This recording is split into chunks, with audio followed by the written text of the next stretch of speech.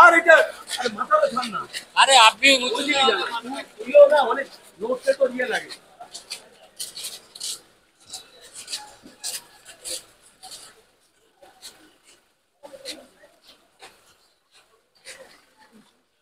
কাছে জানো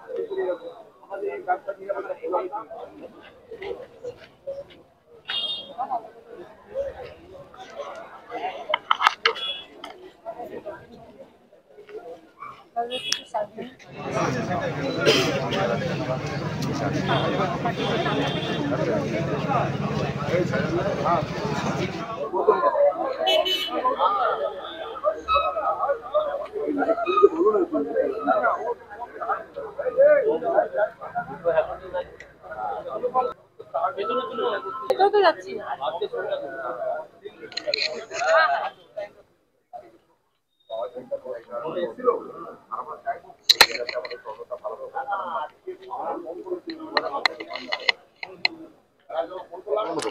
মা সরস্বতী আছে না?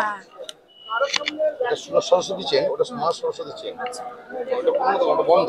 ওনারই আর ওনার তো এখানেও একটা সিসিটিভি আছে, সেটা তো তো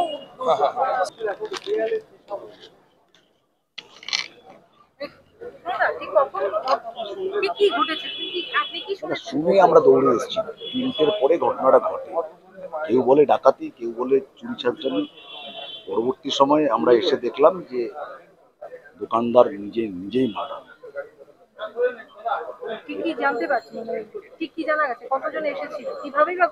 না, সেটা এখনো ডিটেলস কেউ জানি না, জানলে আমি নিশ্চয়ই জানাবো।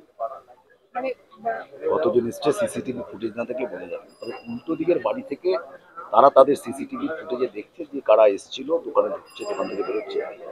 পাশের দোকানদারকে বলেছে, পাশের দোকানদার যখন বেরিয়েছে তখন দেখছে ওরা বেরিয়ে গেছে, তখন অলরেডি মার্ডার।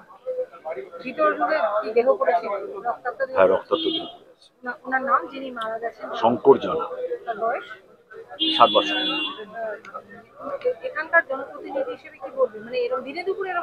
ওইটা আমার ওয়ার্ড, এইটা নিতাই ওয়ার্ড। আমরা জয়েন্ট করেছি। নিরাপত্তার ব্যাপারে নিজেকেও সচেতন থাকতে হবে। আমি এখন প্রাইমারিলি একটা ছোট বক্তব্য করছি, ঠিক আছে? একটা খুব খারাপ ঘটনা হয়েছে এখানে। এটা জুয়েলারির এখানে একটা দোকান। এখানে আজকে 3টে নাগাদ কিছু দুষ্কৃতীরা আসে, কাস্টমার সেজে ওরা ভিতর ঢুকে।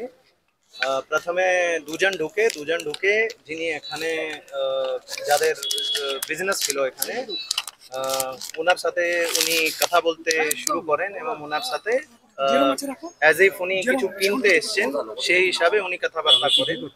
এবং যখন উনি ওনাকে বিভিন্ন জিনিস দেখাতে শুরু করেন সেই সময় আরো দুজন ছেলে ঢুকে পড়ে এবং আচমকা ওনার উপর ঘুষি এবং লাত মারতে শুরু করে দেয় এবং ওনাকে ওরা বেঁধে দেয়।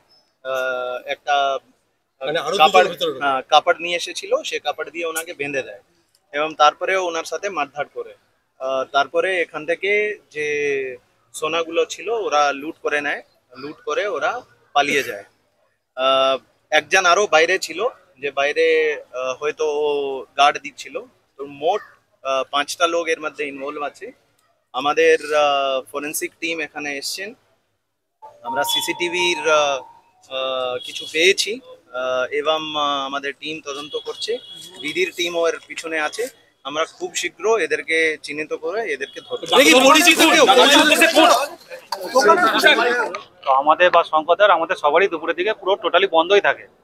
তো পুজোতে দোকানপাট বন্ধ ছিল, তাই কাজের জন্য আমি একাই ছিলাম দোকানে। তো আমি দুপুরবেলা 2:15-20 যখন বাজে দোকান বন্ধ করে আমার বাড়ির সামনেই আমি বাড়িতে খাওয়া দাওয়া করতে গেছিলাম। হ্যাঁ, তো আমি খাওয়া দাওয়া করে দোকানে কাজের জন্য আবার চলেও এসেছিলাম। তখন 3:20-25 বাজে অ্যাপ্রক্স। তো দোকানে কাজে সবে বসেছি, তো আমাকে এই উল্টো দিকেই হচ্ছে লালটুদা বলে যে ভদ্রলোক থাকে, ওই দাদা এসে ডাকলো যে ভাই একবার বাইরে এসো।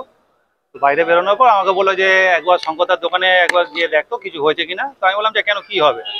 তো তারপর বললো যে একবার তুই গিয়ে দেখ না। তো আমি বললাম যে হয়তো শরীর ফরীর খারাপ থাকতে পারে, কেন যেহেতু একাই রয়েছে জানি। তো আমি গিয়ে, দোকান তো খোলাই রয়েছে, কাঁচের দরজাটা খুলে আমি জাস্ট মুখটা বাড়িয়েছি, বাড়িয়ে দেখলাম যে শঙ্করদার পা দুটো বাঁধা ছিল লাল একটা দড়ি দিয়ে, আর গায়ে বা দেয়ালে অল্প বিস্তর রক্ত কিছু দাগ পড়ে রয়েছে।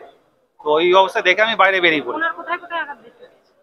ওনার বাইরে বার করার সময় যেটা দেখলাম, মুখটা হচ্ছে এই জায়গাটা ফুলে ছিল, আর কপালের এই জায়গাটাতে একটা দাগ মতো ছিল। তো ওই দেখে আমি ওনার ছেলেকে আগে সবার প্রথম ফোন করি। ওনার ছেলে এখন দিল্লিতে আছে। তো ওখানে বেরিয়ে আসার পরেই আমি ওনার বাড়ির সামনে, ওনার বাড়ির নিচে যে ভাড়াটে যে থাকে সুনীলদা বলে, তো ওনার সঙ্গেও ভালো সম্পর্ক রয়েছে। তো আমি সুনীলদাকে বা ওর একটা কারিগরকে ডেকে আনি। তারা আসলো এবং শঙ্করদার সঙ্গে আরেকজন থাকে সহদেবদা বলে। তো ততক্ষণে শঙ্করদার ছেলে তাকে ফোন করেছিল এবং সেও উপস্থিত হয়ে গেছিল। ওই সময় উনি দোকানে একাই ছিলেন? উনি ওই সময় দুপুরে একাই ছিলেন। এবার এই 4-5 জন আমরা হওয়ার পরে সহদেবদা ভিতরে গিয়ে প্রথম ওই জল টল দিয়ে ওনার মুখে দেয়, তো কোনো সেন্স ছিল না। এবং সহদেবদাই আমাদের মধ্যে প্রথম বলে যে তাহলে হসপিটালে নিয়ে যাওয়া হোক, যদি বেঁচে থাকে তাহলে ওনার ট্রিটমেন্টটা হোক। ততক্ষণে উল্টো দিকে পার্থবাবু বলে যে রয়েছেন, উনিও সামনে বরানগর থানাতেও খবর দিয়ে দিয়েছিলেন। তো আমরা অত আর দেরি করিনি, কোথায় নিয়ে গেছেন? এখান থেকে রিক্সা ধরে আমরা সামনে বিনায়ক হসপিটাল, আমাদের খুব কাছেই, বিনায়ক হসপিটালে নিয়ে গিয়ে অ্যাডমিট করা হয়েছে। আমি এখানেই ছিলাম, বাকি 2-4 জন যারা ছিল তারা নিয়ে গেছে আপাতত।